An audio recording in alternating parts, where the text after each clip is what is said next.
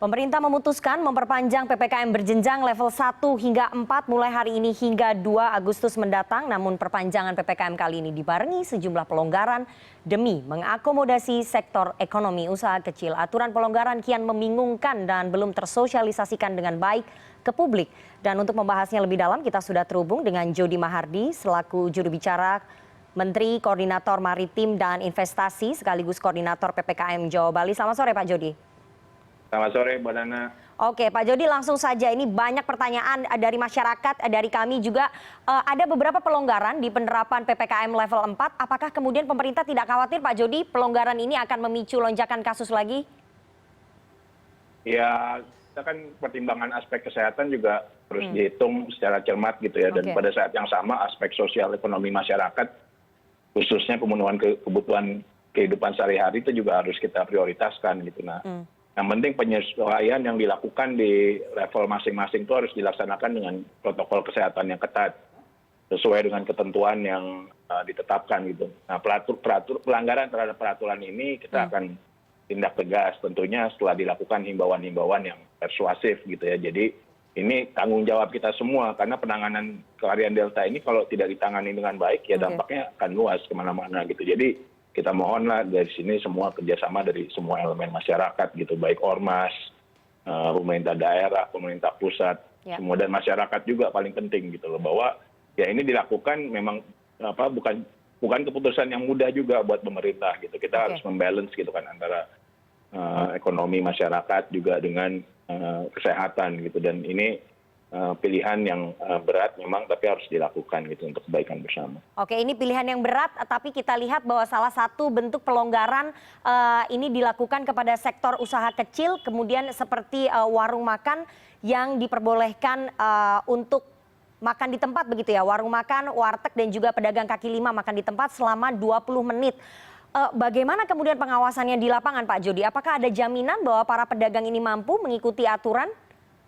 Ya disinilah maksud saya perlunya kesadaran kita semua. Kita jujur aja mungkin nggak sulit buat pemerintah untuk secara kontinu terus menerus melakukan monitoring terus pengawasan gitu. Tapi disinilah kita perlunya kerjasama semua pihak gitu, dan pemerintah daerah pun bisa juga menggunakan kearifan-kearifan lokal bagaimana bisa menghimbau para pedagang, pemilik warung atau dan customer sendiri para makan di warung tersebut untuk ya inilah kan di tempat cepat, nggak usah terlalu panjang bicara dengan teman-temannya di situ, 20 menit selesai langsung pergi gitu. Karena ini untuk menghindari meningkatnya penularan. Oke, Pak Jody, tapi dari segi kesehatan membuka masker selama makan 20 menit ini berpotensi untuk menyebarkan virus karena varian Delta kita tahu menyebar dalam hitungan detik. Apakah itu tidak menjadi pertimbangan pemerintah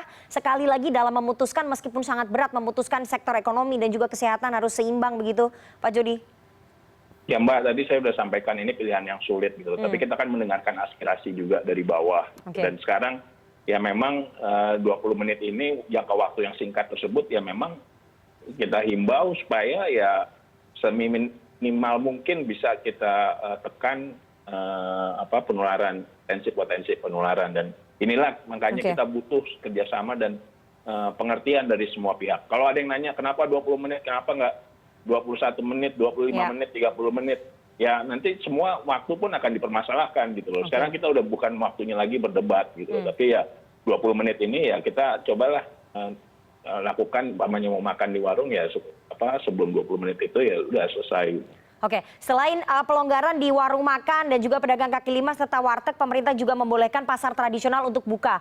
Nah ini Pak Jody yang dikhawatirkan, bagaimana kemudian pengaturannya di lapangan dan memastikan di pasar ini tidak terjadi kerumunan, karena selama ini pasar selalu ramai didatangi masyarakat, Pak Jody.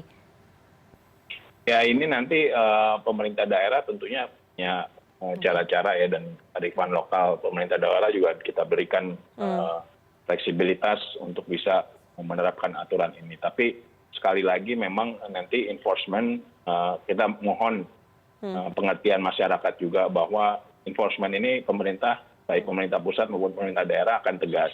Kalau seperti saya sampaikan tadi, mungkin langkah pertama adalah langkah-langkah persuasif, tapi kemudian memang ada kemungkinan-kemungkinan untuk menerapkan langkah-langkah yang lebih tegas, sanksi seperti mungkin penutupan warung atau toko itu mungkin aja dilakukan gitu di lapangan nanti gitu. Nah, ini yang kita mohon pengertian bersama bahwa jika pemerintah harus tegas ini ya kita lakukan untuk kebaikan bersama. Ingat loh, ini udah 1,5 tahun ya Mbak Nana ya, semua juga capek gitu loh, masyarakat capek, pemerintah daerah capek, aparat juga di lapangan capek gitu. Marilah kita sekarang bersama-sama udah kita kompak aja gitu, kita coba turunkan kasus ini dengan cara ya kita semua taat protokol kesehatan dan aturan yang sudah ditetapkan bersama ini. Oke, nanti kita tunggu bagaimana implementasinya di lapangan. Kita berharap bahwa semua elemen masyarakat, baik itu pemerintah daerah dan juga masyarakat mau menaati aturan yang sudah ditetapkan oleh pemerintah terkait dengan pelonggaran PPKM level 4 ini dan juga level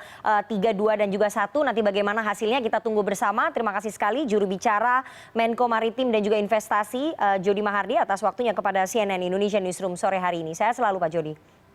Terima kasih Mbak Nana.